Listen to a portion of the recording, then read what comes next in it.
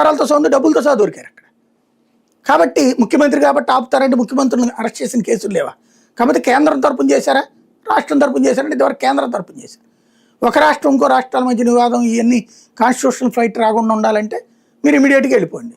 ఇక్కడ మీ పరిపాలన ఇక్కడి నుంచి జరపడానికి వీల్లేదంటే అక్కడ అప్పటికే దాదాపుగా 25 కోట్లతో రిపేర్లు చేయించారు సెక్రటేరియట్, అక్కడ ఉన్నటువంటి గెస్ట్ హౌస్ అవన్నీ కూడా ఆంధ్రాకి ఇచ్చిన హక్కు అవన్నిటిని కూడా 25 కోట్లతో రిపేర్ చేయించారు. మొత్తం అసెంబ్లీ కానీ అవన్నీ ఉన్న ఫలంగా వదిలేసి వచ్చేసాం మనం. గుర్తుంది కదా అప్పుడు. అలాంటి సిచ్యుయేషన్లో ప్రారంభమైనటువంటిది ఆ రోజున ఎందుకు వచ్చింది? అప్పుడు ఆ తర్వాత కదా మనకి ఇక్కడ వీళ్ళిద్దరు స్నేహం అన్నది నడిచింది. అమరావతి రాజధాని అర్జెంటుగా కంకణాలు కట్టుకోవడం కానీ ఇవన్నీ కూడా అప్పుడు వచ్చాడుగా మరి కేసీఆర్.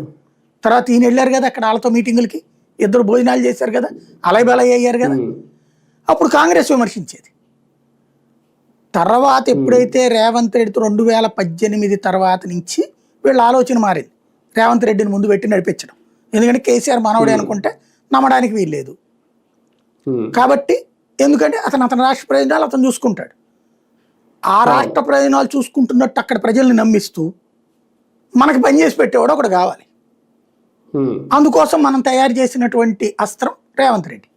తెలుగుదేశం అతన్ని తీసుకెళ్ళి కాంగ్రెస్లో చేర్పించి ఎలయన్స్ పెట్టుకున్నారు. కానీ జనం చేత్కరించారు, ఓడిపోయారు. అయినా ఆ రేవంత్ రెడ్డిని పిసిసి ప్రెసిడెంట్గా చేయించారు. ఎవరు చేయించారు? ఎందుకు పిసిసి ప్రెసిడెంట్ అవ్వాలి రేవంత్ రెడ్డి? ఏ కారణంగా? ఏం చేశాడని కాంగ్రెస్ పార్టీకి?